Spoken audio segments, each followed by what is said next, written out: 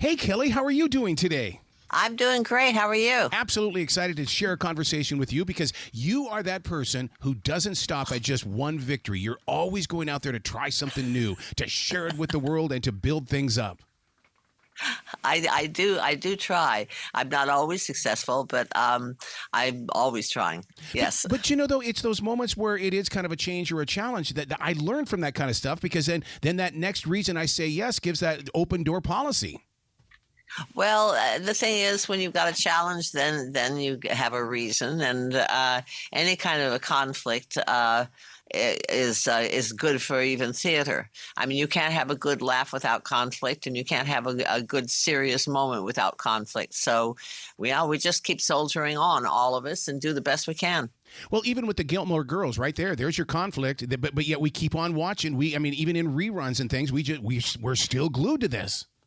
I know. There's something about that show. It's just, I'm so happy about that because I thought it was a good show. I was really proud to be doing it because it was quality television.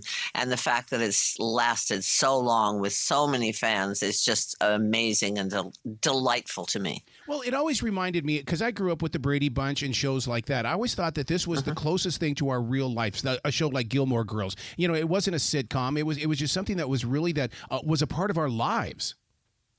It was, and what was doubly nice for me, both as an actor and as a viewer, is that it had so much really clever humor in it, and yet, like you said, it wasn't a sitcom. We didn't have to sit around and wait for the laugh to clear to get on to the next scene.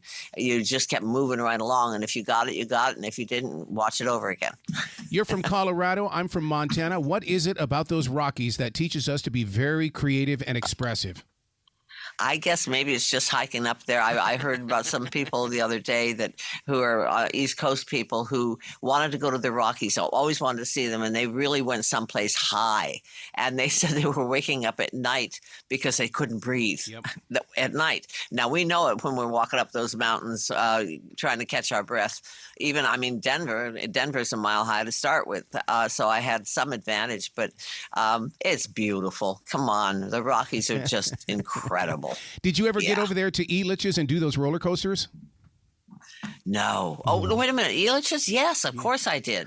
Yes, Elitch's. How do you know that? Oh, because my sister lived in Denver, and so we used to escape to Denver all the time. And oh my God, and we go down there to see a Broncos game. Heck yeah. Yeah. I went through a little period there with the roller coasters where, with my little girlfriend and I, we get off the roller coaster and go around and stand in line, and we get on it again, and we did it like 8 times, and then we'd stop and maybe, I don't know, take the merry-go-round, and then we go back and stand in line again. Oh, well, isn't that pretty much your career? You just keep getting back in line? Good point. Thank you very much. Yes, I do. Being a part of the Mrs. Maisel legacy, this show became such a huge part of my wife and I's life. I mean, it was the standard. We had to be there every week. I felt the same way. And I didn't do all the shows, never was planning to. But I found myself looking forward to watching the shows I wasn't in. I mean, I'd watch all of them anyway, but I wanted to see what was happening next. And it just was just a really good show, good cast, good writing, as I said, funny and then poignant at times. And it just kept moving along. And I always felt that the more intelligent you were, the more you got out of it. Yeah, and it also taught us that the quality does exist if you sit there and you're patient for it, and that's why I loved it about where we had to wait week by week because we were so used to getting everything dumped on us at one time. This way, we had to have patience. It's true, and I think it is something to look forward to. I'm not exactly someone who's likely to binge anything. I mean, it's a big deal if I watch 2 shows in a row, but I rarely even do that. I like to watch a show and let it absorb it, as it were, and then go to the next thing instead of just being inundated with all of this. I kind of like the old schedule myself, but this is a new world. I love the way that you included photographs in the book because to me, photographs say so much. I can sit there and stare at a picture so long and just feel the emotion that is shared. Well, that was part of in putting this book together because I'd certainly never written a book before, and as we were working on it and doing the real writing of it, I was in being in touch with the publishers and everything. I said I want pictures in this book. When I read a biography of someone or a memoir, I want to see pictures. So I was really kind of adamant about that, and I agree with you. I just think it's important. Yeah, because there were many times that I would read something in the book and I would go back to the picture because I wanted to see the identity of the person that was sharing the story, and instead of getting my own interpretation. Yeah, that's it. I mean, and you know what the people looked like at that time, and and my favorite picture, and they're talking about the Rockies, is that one.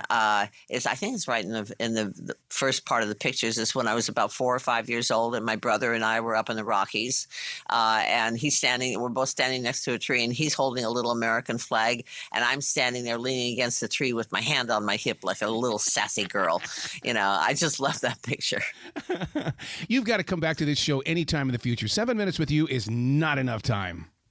Oh, thank you so much. I really enjoyed talking to you. Yes, we had a lot of traffic coming into New York today, so everything kind of got pushed back, but it's my pleasure anytime. Well, you be brilliant today, okay? I shall. Thank you.